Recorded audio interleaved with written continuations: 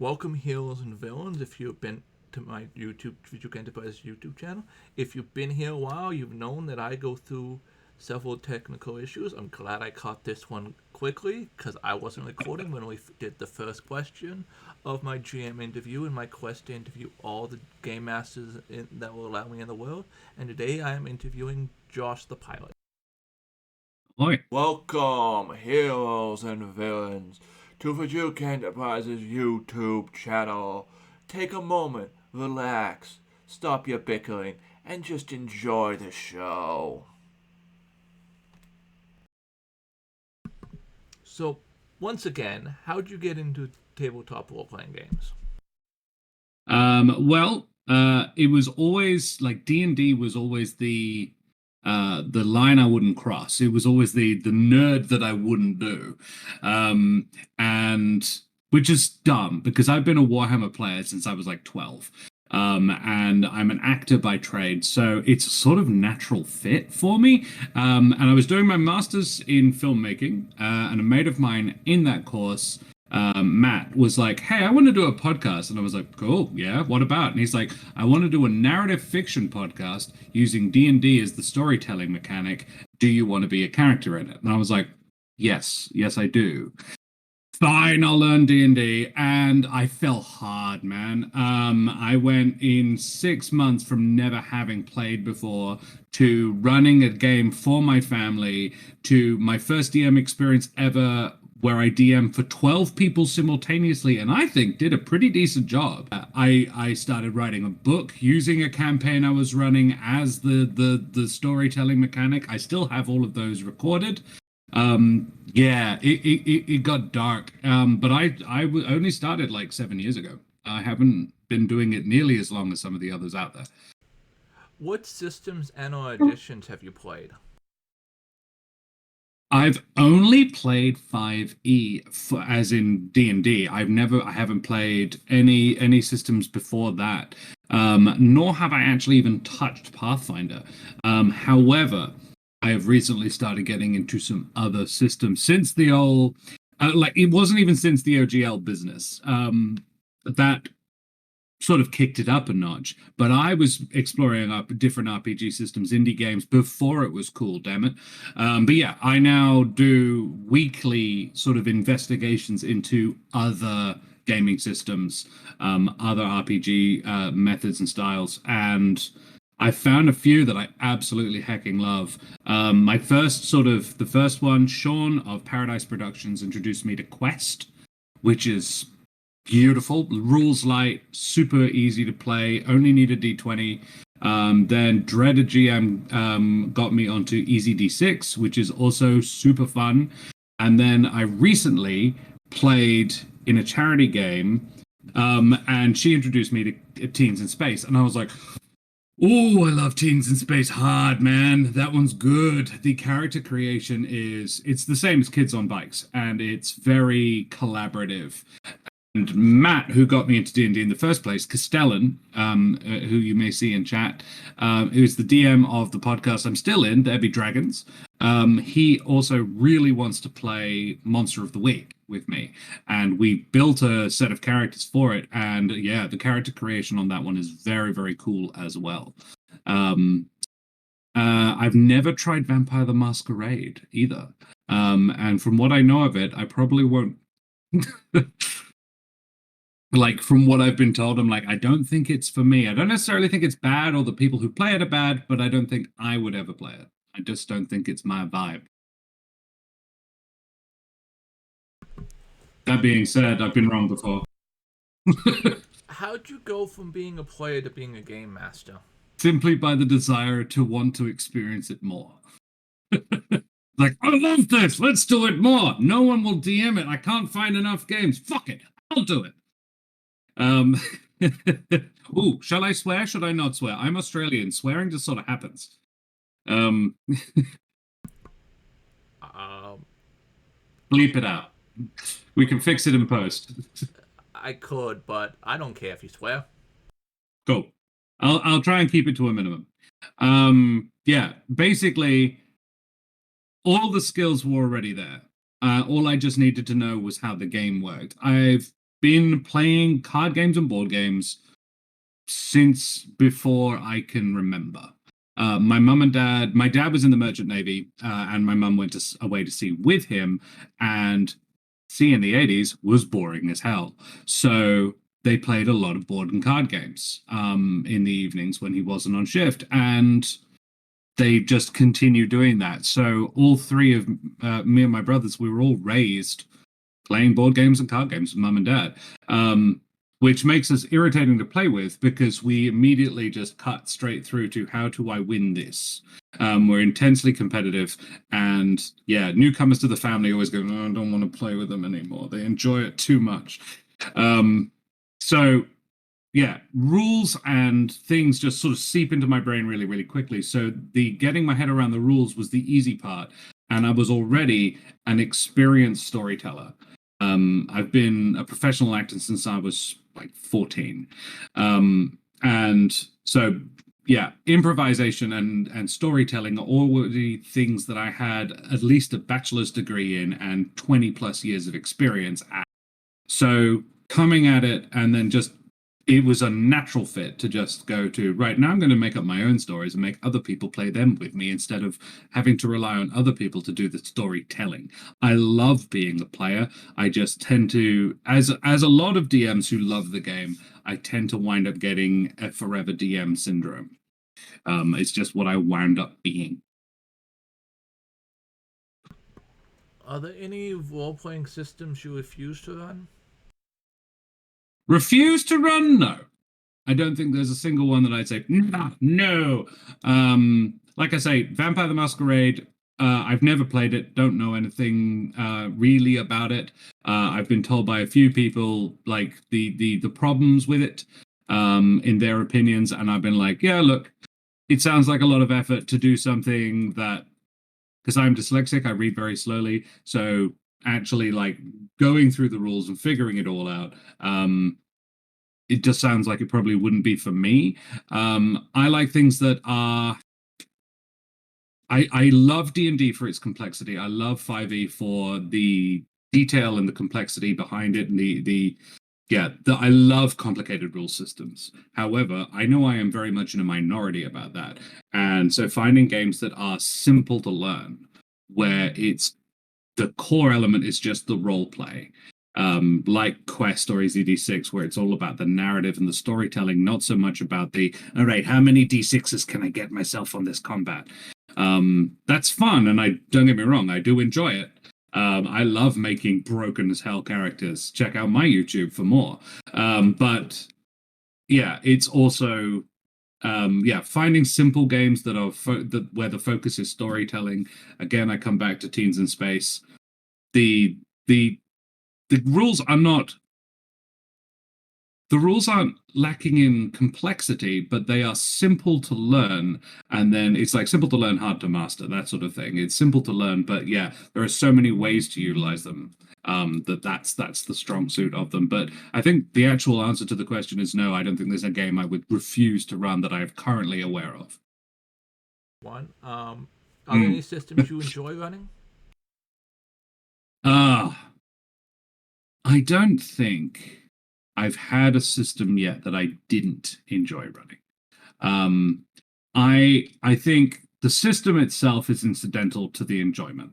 I love D&D because I am so familiar with it. It fits me like a glove. It is everything that I have, everything that sort of made me a good fit for a DM is why 5e appeals to me. It is the right level of nicely complicated. It is rules heavy, and I can really get into the nitty gritty and make a power gamer character, but then justify it narratively. So do love me some good old 5e. It's tasty and yummy, and it's the base point that everybody starts from when they are using in their RPG language. That is what they speak in 5e terms, is they make me an investigation check, even if that's not necessarily the word that their system uses. But in terms of actually love, I I go through phases, and right now I'm very much into teens in space, kids on bikes. I heckin' love that system. It's quick to teach and easy to pick up and extremely broad in the stories you can tell with it. My lovely friend Rachel Foucault wants to run a game, a set in space, and she's originally written the idea for 5e, and I was like, hey, why don't you instead? Teens in Space could definitely work for this, and it's not a complicated system to learn to DM or play. But yeah, I've played some really cool ones recently, some little one-player solo RPG games, like journaling games. They're really fun. But yeah, to DM, 5e is super fun. Teens in Space is super fun. Quest is, again, all of these I'm just stating narrative games. So I suppose the theme is I love a really good strong RPG game where you can role play very heavily.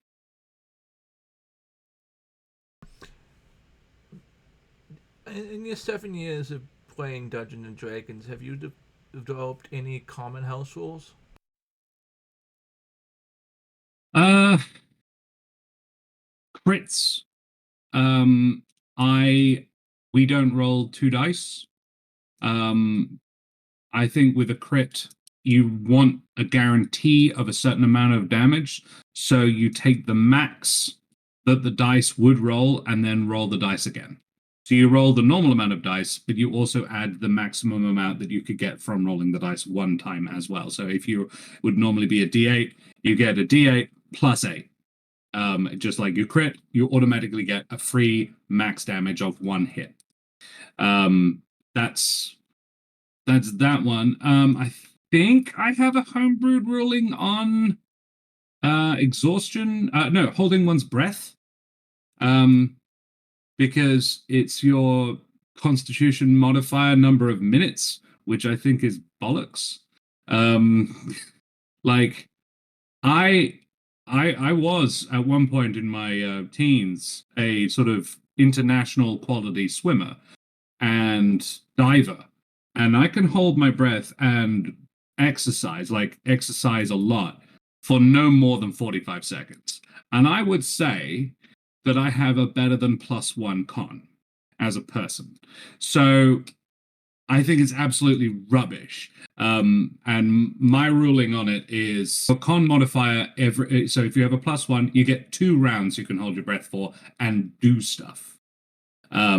Which ought to be more than enough. If you have a +1, if you have a +2 con, you're in a combat for 4 rounds, you're fine. 5 rounds, you're like, yeah, I'm really running out of breath because I've been burning myself out hitting people. Yeah, I think that makes a lot more sense.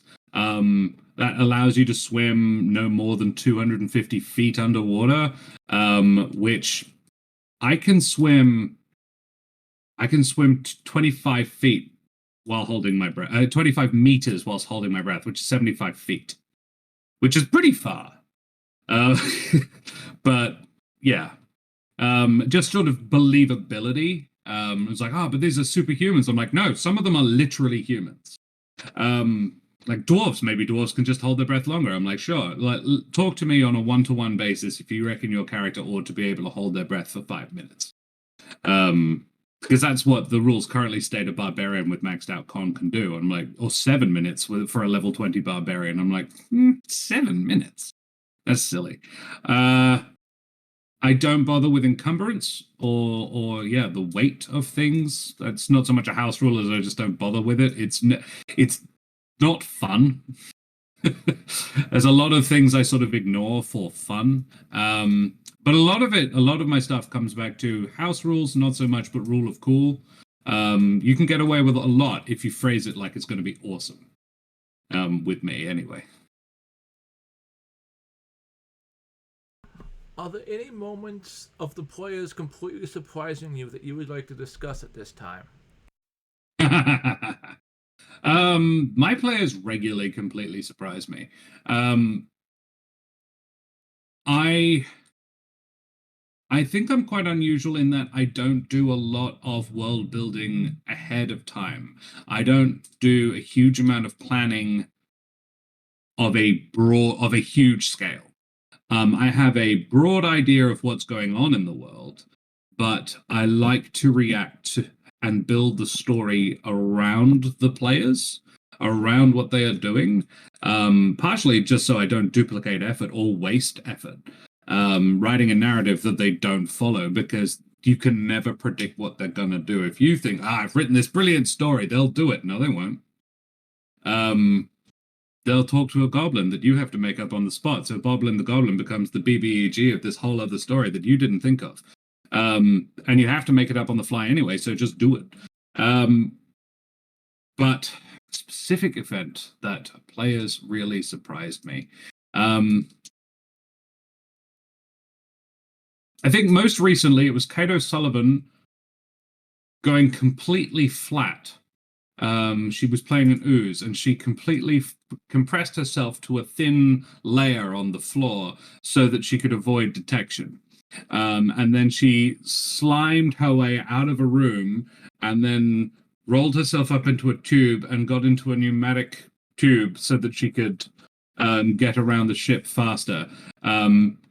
Didn't see it coming, was very funny. I think because I'm not playing the character, a lot it can be quite surprising. Particularly when they do things that are dumb. And I'm always delighted when they do. I was like, that's stupid. I love it. Yes, excellent. I want to ride the sofa. Fantastic. Yeah, let's do that. That's the dumbest thing you could possibly do. Excellent. Yes, continue. Yeah. Another one, Dan, the last season of Monsters and Magic, Dan spent most of the boss fight standing completely still, looking at something that did look, broadly speaking, like his dead spouse. A surprising thing, because Dan is a power gamer. He does it quietly, but he definitely is a power gamer. And he completely nerfed his character for a season finale boss fight. For excellent character reasons. Didn't see it coming. Amazing storytelling. Didn't stop him from still being the boss of that fight. Just with counterspell. He just kept noping any of the magic I tried to do. The boss was kept fireballing. He was like, no, stop it. And I was like, fine, I'm not even going to do it then. It's not fun for me if I can't hurt you.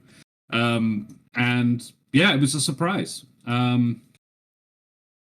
Tavernish in that same, they were having at the very end of that episode, they had a conversation with the deity. And at the end of it, Tavernish asked if his son could hear the stories he was telling, because his son is deceased. And I was like, wow, that's a heck of a question that I didn't see coming. And the deity returned with, yes, in fact, here, have this pebble, squeeze it over your son's grave, and you'll be able to have a chat with him. One time only. And that sort of thing is me rewarding. That was a really cool piece of storytelling. That was a surprising development.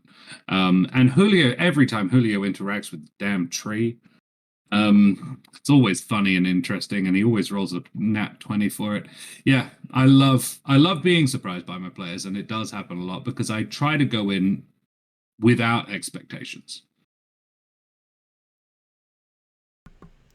Is there any instances of everything going according to plan that you would like to discuss? Yeah. I think on that same note,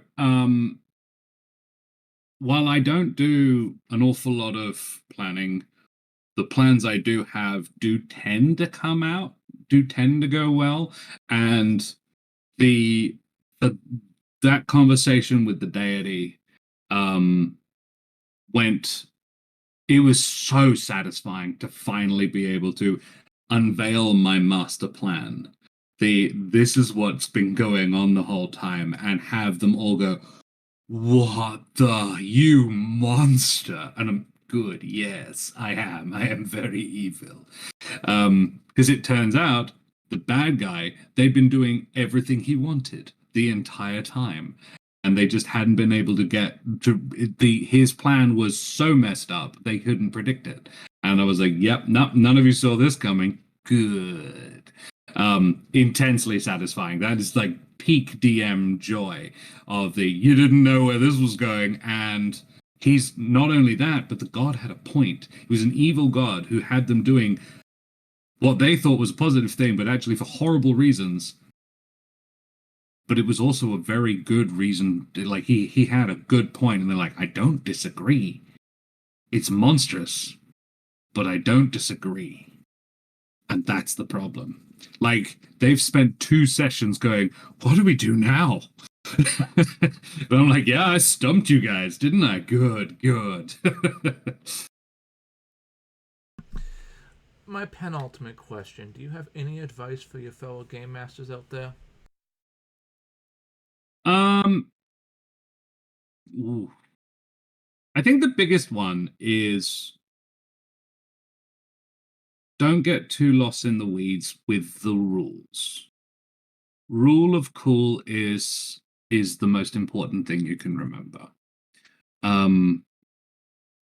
If it's awesome, let them do it. If they can justify it, let them do it. And give them the chance to tell the story as much as you possibly can. Particularly if it's something they've instigated. An example from recently, Julio has slowly been trying to, he wants the giant tree that most of the people in the Humblewood live in, the Alderheart. They found out that it's actually, or they're beginning to suspect that it's not only alive, it is sentient. And he reckons, because he's sick of the gods, that they should worship the tree instead. And so he's setting himself up to be the tree pope, essentially. And he, at the end of the last session, I didn't know why he was doing it, but he went and bought a potion of plant growth. And then he came back and he poured it on this altar he's built in a temple to this tree. And then he prayed to the tree. And I was like, I'm going to ask you for a religion check. Whips out a nat 20 on it. And I'm like, okay. The tree grows, doesn't say anything to you because it'll explode your brain if it did, but it grows out a branch and wraps it around your shoulders, and from it grows, and then I said, an article of clothing. Please describe it. Because that allows the character to, like, I know what I'm giving you, but you get to tell this part of the story because you instigated it. You tell me what it looks like. Give them as much agency as you can in the telling of as in the collective, your story. It's not just yours, it is everyone's. The trick is balance. You want them to win. As I always say on my characters, I want you to win, but I am trying to kill you. Because if I didn't, it wouldn't be any fun. Because it's without challenge, it's not entertaining. So you want it to be hard, but you do want them to win. There needs to be a palpable, God, we might die. Like, I could have total party killed just on the games I've streamed. I think it's up to 8 times by just not pulling my punches. But so the trick is you do have to pull your punches, but you can't look like you're pulling your punches. What's the phrase? Are you telling me that I can fake my rolls? No, I'm telling you that when you're ready, you won't have to. And at the time I was like, Morpheus. And then now I was like, yeah, no, that is dead set true. Also, don't trust CR ratings. CR ratings are a guide at best. And as was pointed out in chat recently, they're mostly just to determine what you can turn into. Yeah, because, for example, a diva, a low-level angel is a CR9 creature. A party of level 9s will in no way struggle to fight and kill a diva. They'll do it in 2 rounds max, even if they don't have any magic items. Yeah. It will be a relatively piss easy fight for them, and yeah, so don't trust those things. I normally double it. I'm like, okay, so they're a level 8 party, so let's give them something a level 6, a CS 18, 16, 18. That'll be a challenge. You may have to dial it back a little bit, but they can't see what you're doing behind the screen. That's why you've got one.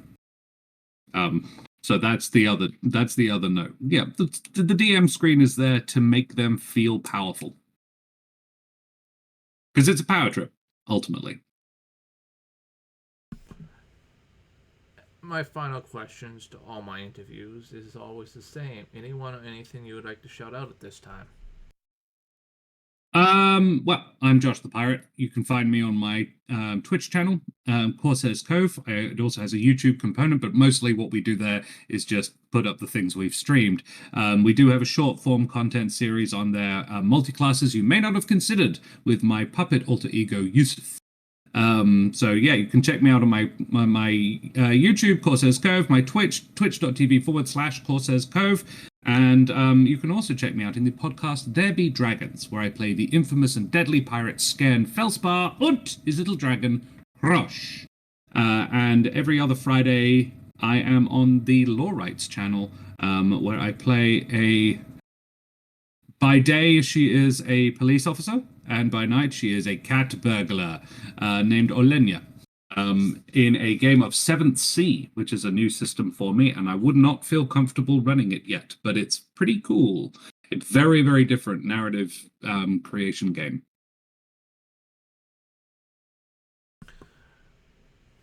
All those links will be in the description of the video, and if you've made it this far, like, comment, and subscribe.